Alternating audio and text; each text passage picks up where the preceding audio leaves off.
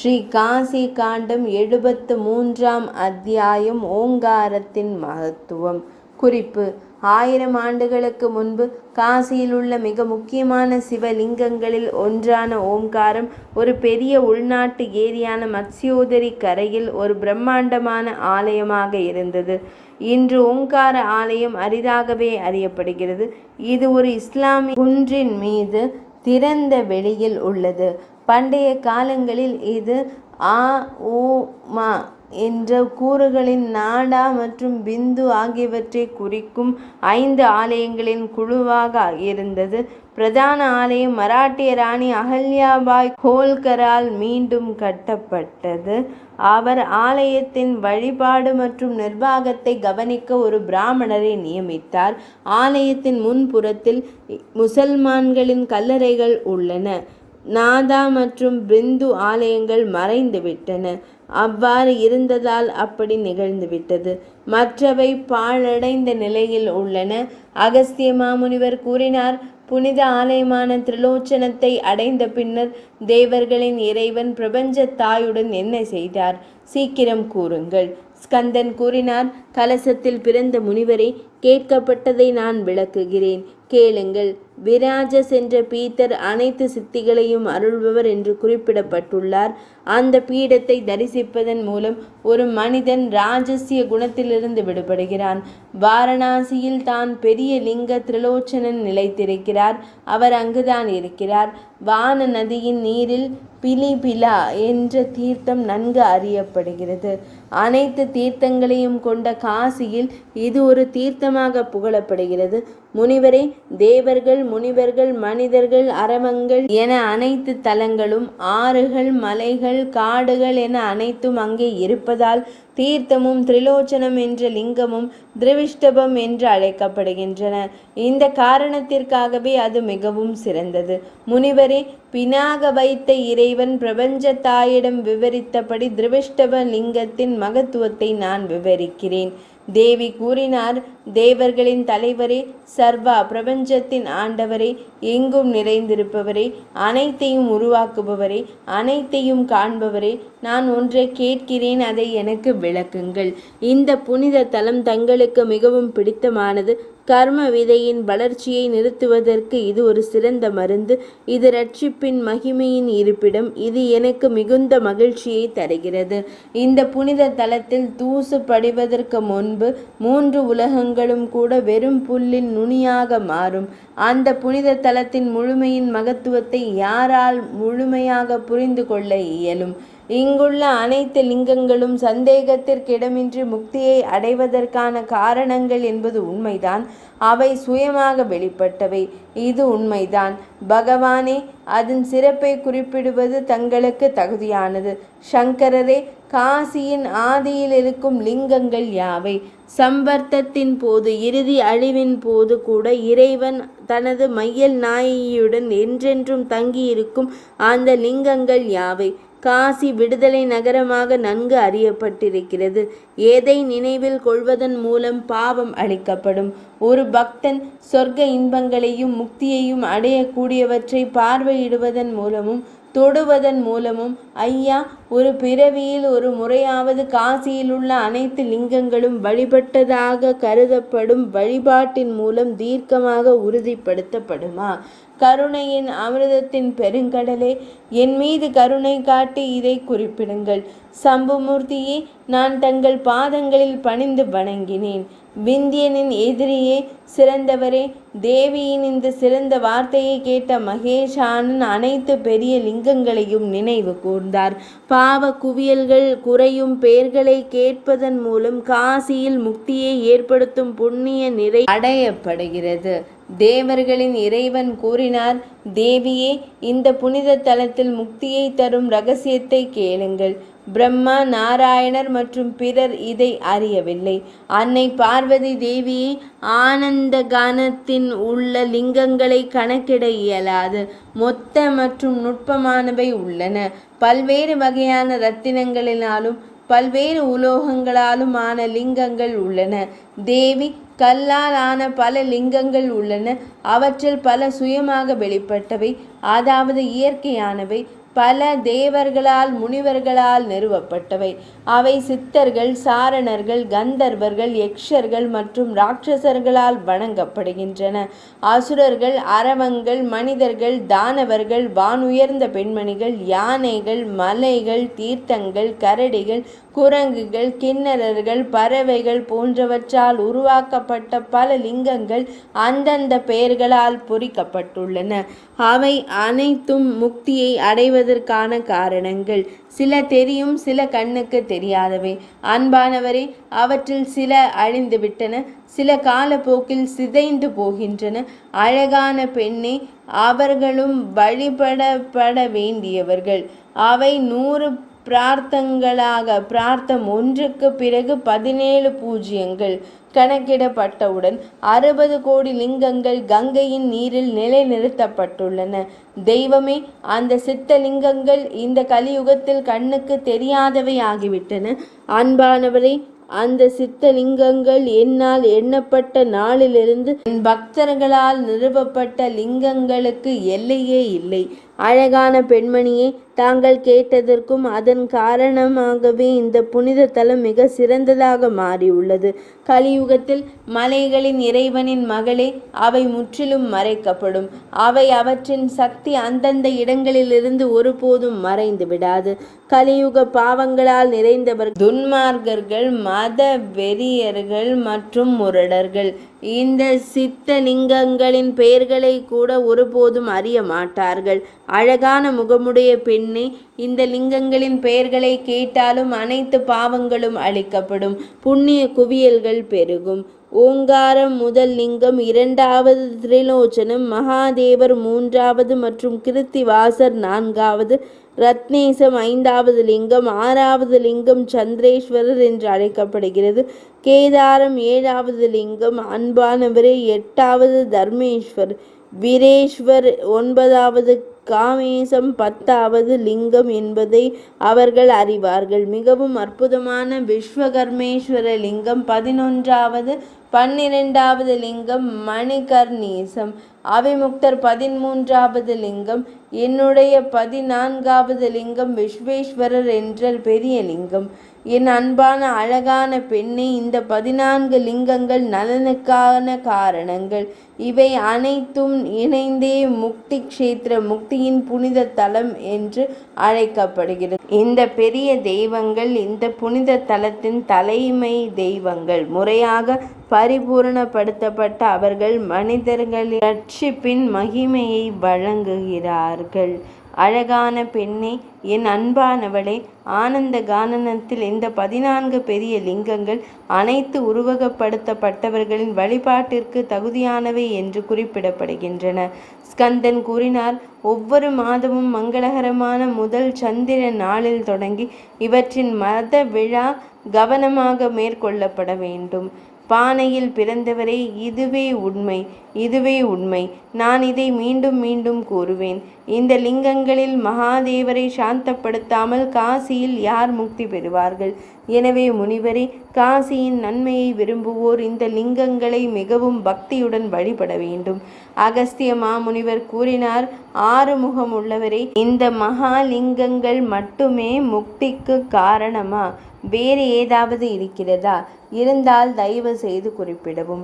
ஸ்கந்தன் கூறினார், சிறந்த அனுஷ்டானங்களை செய்யும் முனிவரே, வேறு பெரிய லிங்கங்களும் உள்ளன. ஆனால் அவை கலியின் சக்தியால் மறைக்கப்பட்டவையாக இருக்கும். ஈஸ்வரரிடம் நிரந்தர பக்தி கொண்டவர், காசியை குறித்த உண்மையை அறிந்தவர் இந்த லிங்கங்களை அறிவார். வேறு யாராலும் அதை அறிய இயலாது. இவற்றின் பெயர்களை உச்சரிப்பதே கலியின் பாவங்களை அளிக்கிறது. காசியில் உள்ள 14 பெரிய லிங்கங்கள் ஆனந்த கானனத்தின் முக்தியை ஏற்படுத்தும் லிங்கங்களாகும்.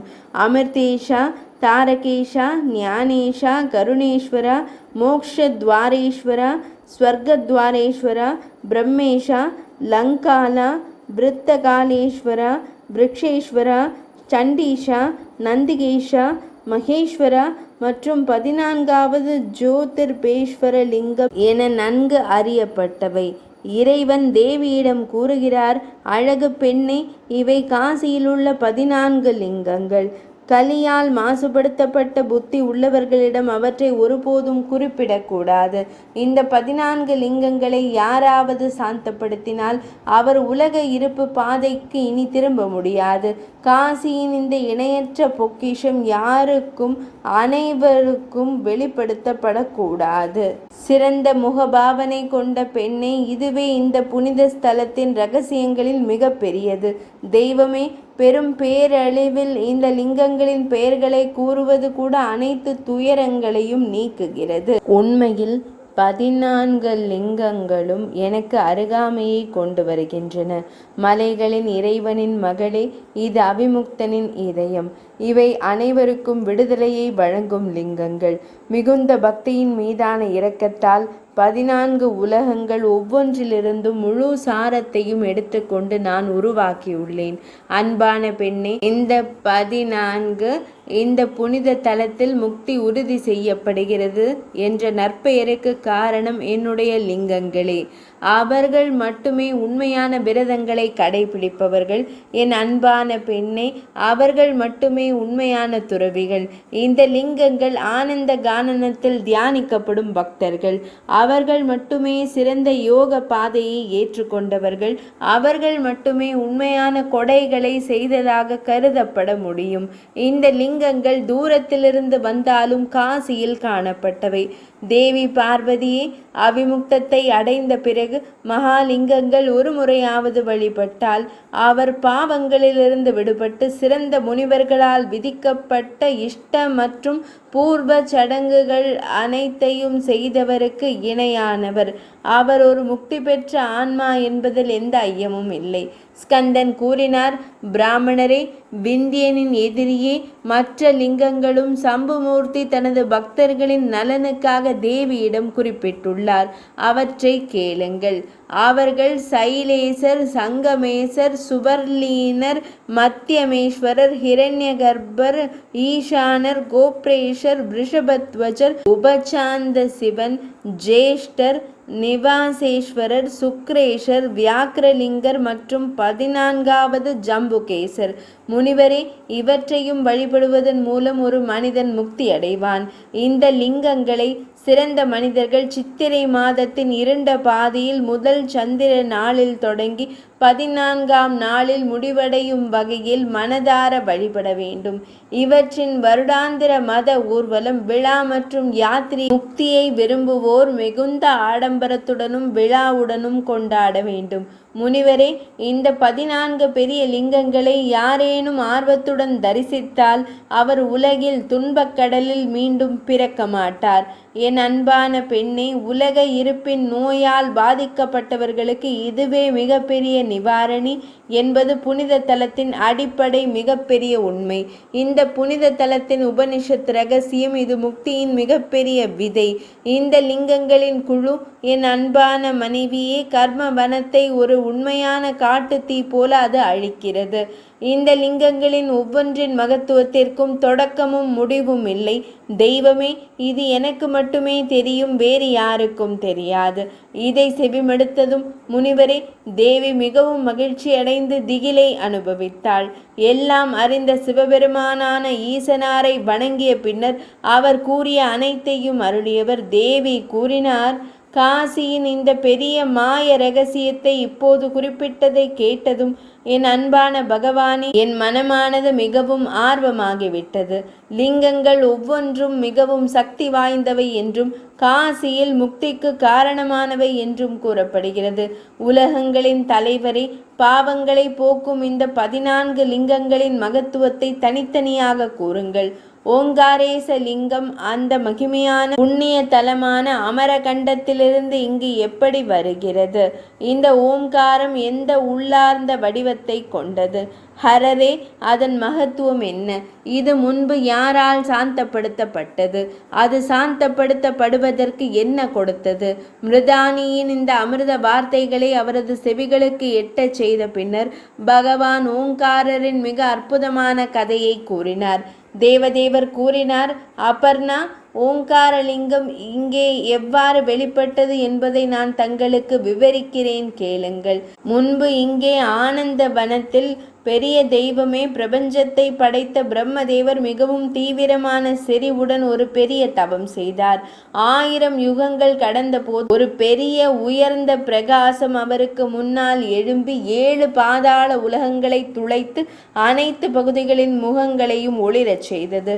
அவரது உண்மையான செறிவு காரணமாக முதலில் தனக்குள் வெளிப்பட்ட அதே பிரகாசம் பிரம்மதேவரின் முன் தன்னை வெளிப்படுத்தியது.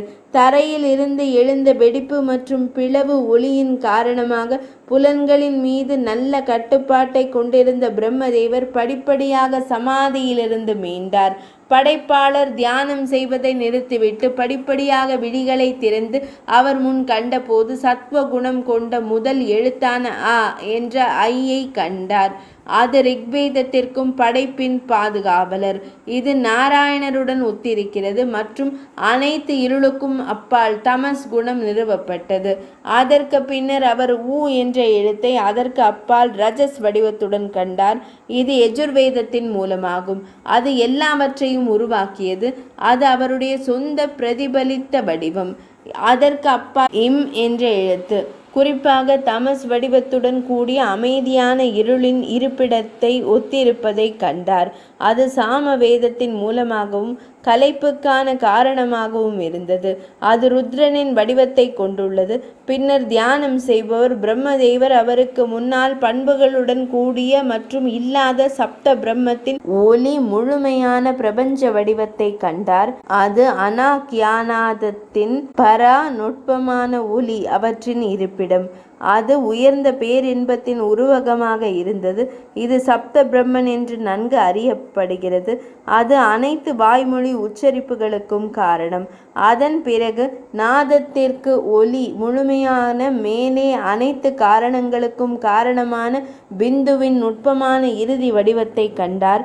பிரபஞ்சத்தின் முழுமையான காரணம் பிரம்மதேவர் தனது தவ சக்தியால் இதனை கண்டார். இது அவனாத் பாதுகாப்பதாலும் பக்தரை அதன் சக்தியால் உயர்த்துவதாலும் இது ஓம் என்று நன்கு அறியப்படுகிறது. இது உருவமற்ற மற்றும் வடிவத்தையும் கொண்டுள்ளது. இது படைப்பாளரால் காணப்பட்டது. இது தாரகா என்றும் நன்கு அறியப்படுகிறது. ஏனெனில் இது தன்னை குறித்த சிந்தனையிலும் ஜபத்திலும் மூழ்கியிருக்கும் நபர்களை மீட்கிறது. பிரம்மதேவர் அதை கண்டார். இது பிரணவமாக போற்றப்படுகிறது. ஏனெனில் அது பெரும் முக்தியை விரும்புபவர்களால் மிகவும் போற்றப்படுகிறது. எனவே இது எல்லாவற்றையும் விட பெரியது. அதை நாடுபவரை பிரணயேத் மிகப்பெரிய உலகத்தை மோட்சம் நோக்கி இட்டுச் செல்வதால் இது பிரணவமாகவும் அழைக்கப்படுகிறது. எனவே பிரம்மதேவர் அந்த அமைதியான பிரணவத்தை உணர்ந்தார். அது 3 வேதங்களால் ஆனது அல்லது பிரம்மா, விஷ்ணு மற்றும் ருத்ரனுடன் ஒத்திருக்கிறது. அது 4வது பெரிய ஆத்மா. அது உண்மையில் 4வது, அதாவது விஸ்வ, தைஜஸ், பிரக்ஞா மற்றும் துரியா, ஓங்கார அவற்றிற்கு அப்பாற்பட்டது. தூரியத்திற்கு அப்பால் உள்ளது. இது அகிலாத்மக மாயா வழியாக உள்ள அனைத்தையும் ஒத்தது. இது நாதா மற்றும் பிந்துவின் வடிவங்களை கொண்டுள்ளது. மேலும் இது பறவையை வாகனமாக கொண்ட பிரம்மதேவரால் காணப்பட்டது. அதிலிருந்துதான் வேதங்கள் அவற்றின் அங்கங்களுடன் எல்லாவற்றிற்கும் மூலமாக செயல்படத் தொடங்கின. வேதங்களின் அந்த காரணத்தை தாமரையில் பிறந்தவர் அவருக்கு முன்னால் கண்டார். காளை யாகத்தால் உருவான பகவான் ஸ்ரீ மகாவிஷ்ணு 3 வழிகளில் மந்திரம், பிரமாணம் மற்றும் கல்பத்துடன் கட்டப்பட்டு கர்ஜித்து ரிக், ஏஜுஸ் மற்றும் சாம் எந்திரங்களின் மந்திரங்களால் துதிக்கப்பட்டு அற்புதமான வடிவம் புத்திசாலித்தனம் கொண்ட பிரம்மதேவரால் காணப்பட்டது. அந்த இறைவனை மகாதேவர் பிரம்மதேவர் கண்டார். 4 கொம்புகள், 4 வேதங்கள், 7 கரங்கள், 7 முக்கியமான வேத மீட்டர்கள் அதாவது அளவுகள், 2 தலைகள், பிராயணியா மற்றும் உதயணியா யாகங்கள் மற்றும் 3 பாதங்கள், 3 சபனங்கள் கொண்ட இறைவன் கடந்த காலம், எதிர்காலம் மற்றும் நிகழ்காலம் ஆகிய அனைத்தும் மீண்டும் மீண்டும் கரைந்து போனதில் அந்த விதை தன்னை தவிர வேறு அனைத்திற்கும் காரணம் இல்லாத காரணத்தை துருஹினன் பிரம்மதேவர் கண்டார். பிரம்மதேவர் முதல் புல்வெளி வரை அனைத்தின் கொள்கலன் கரைந்து தேடப்பட்டு அதனால் அனைத்து நல்லவர்களாலும் மதிக்கப்படும் இடத்தில் அந்த லிங்கம் காணப்பட்டது. பிரம்மதேவர் கண்டார் 5 நிறுவனங்கள், அதாவது அஸ்தி, பாதி, பிரியம், ரூபம் மற்றும் நாமம் வெளிப்படும் இடத்தில் 5 பிரமாணங்கள், 4 வேதங்கள் மற்றும் இதிகாசங்கள் மற்றும் புராணங்கள் மற்றும் எழுத்துக்களை அதன் அம்சங்களாக கொண்ட ஒன்று. லிங்க வடிவில் ஈஸ்வரனாரை கவனித்து 5 எழுத்துக்களால் ஆ உ மா நாத பிந்து உருவான பிறகு அவர் சங்கரத்தை பிரபஞ்சத்திலிருந்து காணக்கூடிய உலகம் வேறுபட்டதாக கூறி புகழ்ந்தார். பிரம்மதேவர் கூறினார், ஓங்காரத்திற்கு பிரார்த்தனை பின்வருமாறு. ஓங்கார வடிவில் இருக்கும் இறைவனுக்கு வணக்கம். அசைகளின் உருவான வடிவத்தை எடுத்துக்கொண்டு இறைவனுக்கு வணக்கம். சதாசிவரே, ஆ மற்றும் பிற எழுத்துக்களின் மூலத்திற்கு வணக்கம். நீங்கள் ஆ, நீங்கள் உ மற்றும் நீங்கள் ஓங்கை உருவாக்குபவர். உண்மையில் வடிவமற்ற பகவானே, ருக் எஜு மற்றும் சாம வேதங்களின் உருவகமாகவும் உண்மையில் அனைத்து வடிவங்களுக்கும் அப்பாற்பட்டவராகவும் இருக்கும் தங்களுக்கு வணக்கம். நாத வடிவில் பரா, பஷ்யந்தி, மத்தியமா மற்றும் வைகாரி என்று அழைக்கப்படும் ஊலி உங்களுக்கு வணக்கம். பிந்துவின் பாகத்தில் வடிவத்தில் உள்ள ஒருவருக்கு வணக்கம். காணக்கூடிய மற்றும் கண்ணுக்கு தெரியாதவற்றுடன் ஒத்த அனைத்து வடிவங்களுடனும் ஒத்த ஒருவருக்கு வணக்கம். பிரகாசத்தின் களஞ்சியமான உங்களுக்கு வணக்கம். மரணம் போன்ற விகாரங்கள் இல்லாத, அதாவது பிறப்பு, இருப்பு, அதிகரிப்பு மற்றும் மாற்றம் அவற்றின் குறைவு கடவுளே சர்வா ருத்ர பவ உங்களுக்கு வணக்கம். பயங்கரமான உக்ரனுக்கு, பசுக்களின் தனிப்பட்ட ஆன்மாக்களின் இறைவனுக்கு வணக்கம். தாரா பிரணவ வடிவத்தில் உள்ள ஒருவருக்கு வணக்கம். தோற்றத்தின் மூலமான அனைத்திற்கும், அதாவது அனைத்திற்கும் காரணமான தங்களுக்கு வணக்கம். மாயையிலிருந்து விடுபட்ட தமக்கு வணக்கம். மிகவும் மங்களகரமானவளே தமக்கு வணக்கம். பழுத்த முடிகள் கொண்டவளே கபர்தினே தமக்கு வணக்கம். நீல தொண்டை உடையவரே தமக்கு வணக்கம். நன்மைகளை வழங்குபவர்களில் மிகச் சிறந்தவரே தமக்கு வணக்கம். கிரீஷாவே, பஷஷை யஜ்ஞமாக தெளிவற்றதாக ஊடுருவிய தமக்கு வணக்கம்.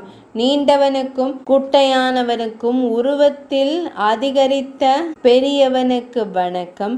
புகை நிறம் கொண்டவனுக்கு வணக்கம். பழுப்பு நிறம் உடையவனுக்கு, வண்ணமயமான பிரகாசம் கொண்டவனுக்கு வணக்கம். வெளிர் சிவப்பு நிறமுடையவனுக்கு வணக்கம். பச்சை நிற பிரகாசத்துடன் இறைவனுக்கு வணக்கம். வெவ்வேறு வர்ணங்களின் எழுத்துக்கள், சாதிகள் வடிவத்தில் உள்ள ஒருவருக்கு வணக்கம். உயிரெழுத்துக்களின் வடிவத்தில் உள்ள ஒருவருக்கு, மெய்யெழுத்துக்களின் வடிவத்தில் உள்ள ஒருவருக்கு வணக்கம். கூர்மையான உச்சரிப்பு கொண்டவருக்கு, உச்சரிப்பு இல்லாதவருக்கு மற்றும் வட்டமாக வளைந்த உச்சரிப்பு கொண்டவருக்கு வணக்கம். வணக்கம். குறுகிய, நீண்ட மற்றும் நீண்ட உயிரெழுத்துக்களின் இறைவனுக்கு, விசர்காவின் வடிவத்தில் உள்ள உங்களுக்கு வணக்கம். நாசி ஒலிகளுடன் உள்ள ஆண்டவரே, அனுஸ்வராவின் வடிவத்தில் உள்ள உங்களுக்கு வணக்கம். நாசி ஒலிகள் இல்லாத ஒன்றிற்கு வணக்கம். பல் மற்றும் பலாட்டல் மெய்யெழுத்துக்களின் வடிவத்தில் உள்ள ஒன்றுக்கு வணக்கம். உதட்டு சாயங்கள் மற்றும் மார்பிலிருந்து வெளிப்படும் எழுத்துக்கள் உபத்மானியா வடிவில் உள்ள ஒருவருக்கு வணக்கம். சிபலன்கள் வடிவில் உள்ள ஒருவருக்கு வணக்கம். பஞ்சம ஸ்வரத்துடன் இசையில் ஒத்த பினாக ஏந்திய இறைவனுக்கு, அரை உயிரெழுத்துக்களுடன் ஒத்த உங்களுக்கு வணக்கம். நிஷாத ஸ்வரத்துடன் ஒத்த உங்களுக்கு வணக்கம். நிஷாதஸ் வன பழங்குடியினரின் இறைவனுக்கு வணக்கம். வினா புல்லாங்குழல், ட்ரம் மற்றும் பல இசை கருவிகளின் வடிவத்தில் உள்ள தங்களுக்கு வணக்கம். தாரா உயர்ந்த ஸ்வரம் வணக்கம். மந்திர தாழ்ந்த ஸ்வரத்திற்கு வணக்கம்.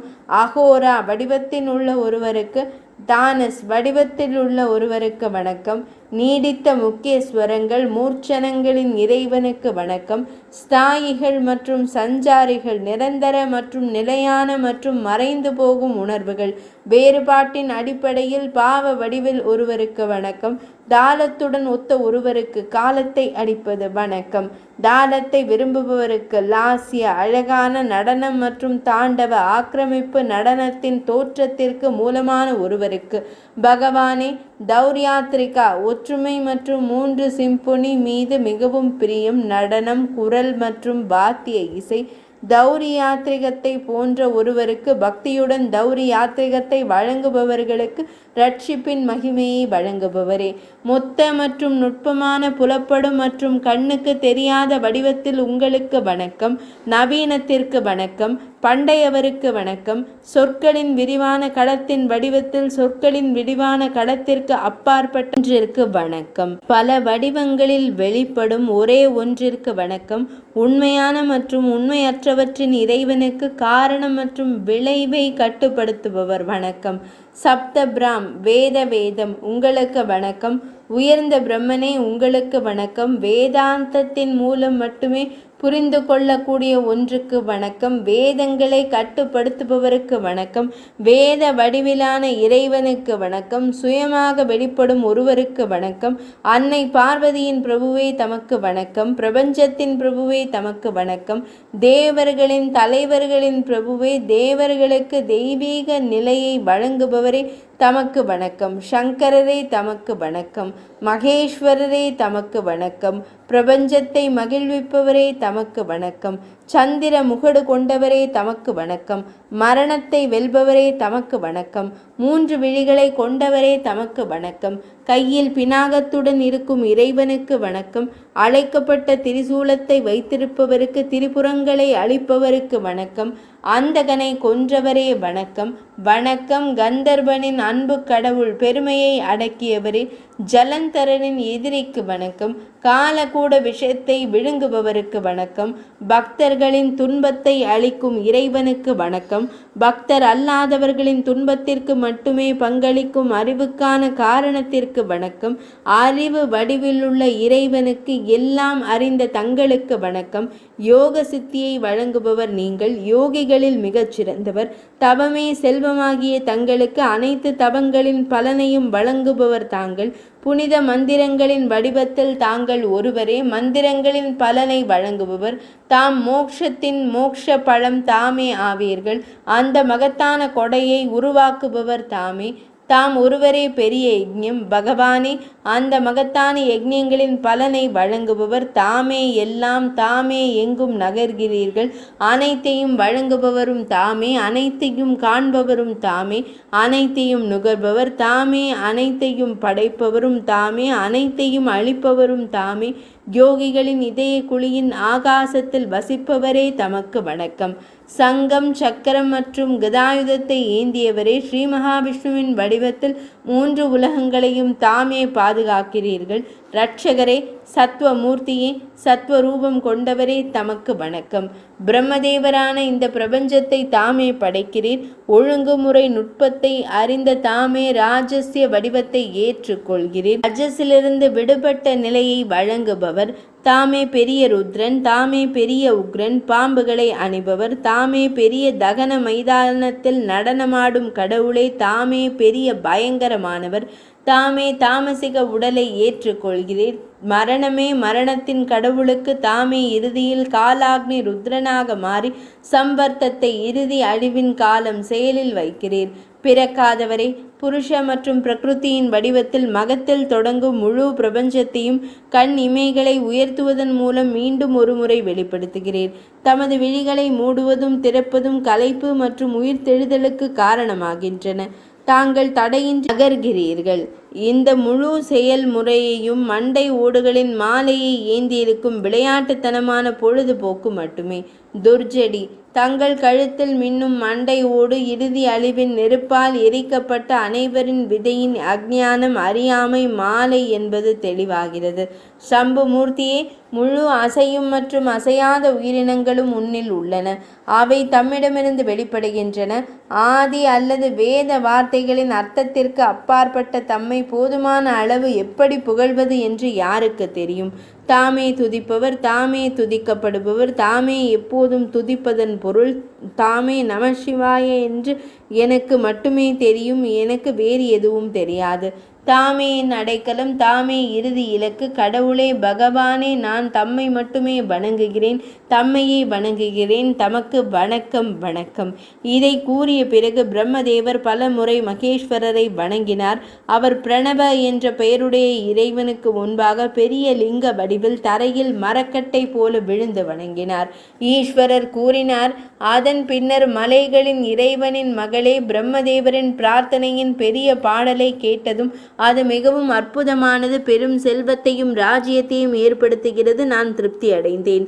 நான் உருவமற்றவனாக இருந்தாலும் சங்கர வடிவத்தை ஏற்று அந்த லிங்கத்திலிருந்து வெளிப்பட்டேன். நான் 4 முக இறைவனிடம் பேசினேன். நான் மகிழ்ச்சி அடைகிறேன். தங்களுக்கு என்ன வரம் கிடைக்கும் என்று கூறுங்கள். 4 முகங்களை கொண்டவர் என்னை நேரடியாக கண்டதும் எழுந்து வெற்றி பெறு, வெற்றி பெறு என்று மீண்டும் மீண்டும் கூறி கரங்களை கூப்பி வணங்கினார். பயபக்தி மகிழ்ச்சியின் காரணமாக அவர் விழிகளில் விழிநீர் பெருக்கெடுத்தது. அதிகப்படியான மகிழ்ச்சியின் காரணமாக அவர் திகில் அடைந்தார். தாமரையில் அமர்ந்திருந்தவர் தடுமாறும் தொனியில் கூறினார். பிரம்மதேவர் கூறினார், தேவர்களின் தலைவனே, தாங்கள் மகிழ்ச்சி அடைந்தால் எனக்கு ஒரு வரம் வழங்கப்பட வேண்டுமானால் சங்கரரே, இந்த மகத்தான லிங்கத்தில் உங்கள் இருப்பு இருக்கட்டும். இந்த வரம் மட்டுமே வழங்கப்பட வேண்டும். நான் வேறு எந்த வரத்தையும் தேர்ந்தெடுக்கவில்லை. பக்தனுக்கு மட்டுமே முக்தியளிக்கும் இதற்கு ஓங்காரேஸ்வரர் என்று பெயரிடப்படட்டும். ஸ்கந்தன் கூறினார், பிராமண முனிவரே, பிரம்மதேவரின் இந்த வார்த்தையை கேட்டதும் பகவான் 4 முகங்களை கொண்டவரிடம் அப்படியே ஆகட்டும் என்று கூறினார். அந்த பாடலால் மிகவும் திருப்தி அடைந்த பகவான் நீண்ட கால தவம் செய்த விதிக்கு உடனடியாக மற்ற வரங்களையும் வழங்கினார். ஈஸ்வரர் கூறினார், சூரர்களில் மிகச் சிறந்தவரே, துறவரத்தால் சிறந்தவர், அனைத்து வேதங்களின் களஞ்சியமாக இருங்கள். என் தயவால் நீங்கள் பொருள்களை படைக்கும் திறன் பெறட்டும். நீங்கள் அனைவருக்கும் தாத்தாவாக இருப்பீர்கள். நீங்கள் அனைவரின் மரியாதைக்கும் தகுதியானவராக இருப்பீர்கள். உங்கள் தவத்தின் பலனை வழங்குவதற்காகவே இந்த லிங்கம் எழுந்துள்ளது. பிரம்மதேவரே, இது ஓங்கார வடிவில் உள்ள மிகப்பெரிய லிங்கம். இது சப்த பிரம்மத்துடன் ஒத்ததாகும். மனிதர்கள் இதை பிராமணர் செய்தால் பிரம்மனின் மோட்ச உலகம் வெகு தொலைவில் இருக்க முடியாது. இந்த லிங்கத்திற்கு அகாரம் என்று பெயர். இது உகாரம் என்ற பெரிய லிங்கம். இது மகாரம், நாதம் மற்றும் பிந்து என்று அழைக்கப்படுகிறது. இங்குள்ள அனைத்து உயிரினங்களின் விடுதலைக்காக இந்த ஆனந்த கானனத்தில் இந்த லிங்கம் எழுந்துள்ளது. இது 5 நிறுவனங்களில் போன்றவை அல்லது பிரம்மதேவர், விஷ்ணுமூர்த்தி, ருத்ரன், ஈஸ்வரன் மற்றும் சதாசிவன் இருப்பிடமான ஈசானம் என்று அழைக்கப்படுகிறது.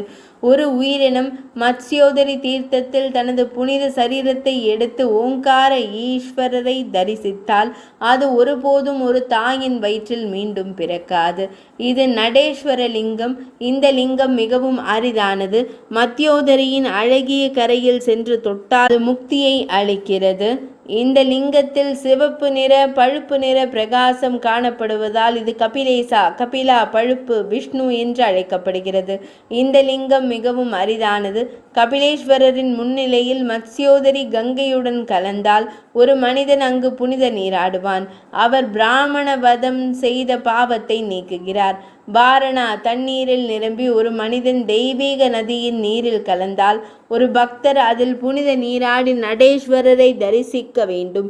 அதன் பிறகு அவர் எதற்காக புலம்புகிறார்? அதன் பிறகு எதற்கும் அவர் வருத்தப்பட தேவையில்லை. 8வது மற்றும் 14வது சந்திர தினங்களில் 60 கோடி தீர்த்தங்கள் கடல்களுடன் மத்ஸ்யோதரிக்குள் நுழைகின்றன. கங்கா பிரணவேசத்திற்கு அருகில் வரும்போது அது தேவர்கள், முனிவர்கள் மற்றும் பித்ருக்களுக்கு மிகவும் பிடித்தமான ஒரு காலமாகும். அந்த நேரத்தில் ஓங்காரேஸ்வரருக்கு அருகில் உள்ள மத்ஸ்யோதரியில் துறவு, ஜபம், தான, ஹவனம் மற்றும் தெய்வ வழிபாடு ஆகியவை நித்திய நன்மை பயக்கும். ஓங்காரத்தை கண்டவுடன் குதிரை யாகத்தின் பலனை அடைவான். எனவே ஓங்கார ஈஸ்வரரை ஆசையில் விடாமுயற்சியுடன் தரிசிக்க வேண்டும். வாழ்க்கையில் 4 நோக்கங்களை அடைவதற்கான ஒரே வழி மனித பிறப்பு மிகவும் அரிதானது. நடேசரை யாரால் காண முடியவில்லையோ அவருக்கு அது கூட ஒரு நீர் குமிழியை போல பயனற்றதாக இருக்கும். ஒரு பக்தர் மத்ஸ்யோதரி நீரில் தனது ஆனந்தாவனத்தில் உள்ள அனைத்து ஆசைகளையும் நிறைவேற்றுபவரான ஓங்காரரை தரிசிக்காவிட்டால் ஒரு மனிதனின் பிறப்பு பூமிக்கு ஒரு சுமையாகும். ஓங்காரத்தை மட்டும் தரிசித்தால் அது பூமியில் உள்ள அனைத்து லிங்கங்களையும் தரிசிப்பதற்கு சமம் என்பதில் ஐயமில்லை. பிரணவேசத்தை வணங்கிய பின்னர் ஒரு மனிதன் வேறு எங்காவது இறந்தால் அவன் சொர்க்கத்தை அடைகிறான், காசியில் மீண்டும் பிறக்கிறான், பின்னர் முக்தி அடைகிறான். பிரம்மதேவரே, நிச்சயமாக நான் எப்போதும் இந்த லிங்கத்தில் இருப்பேன். இதை வணங்குபவருக்கு எப்போதும் முக்தி வழங்குவேன்.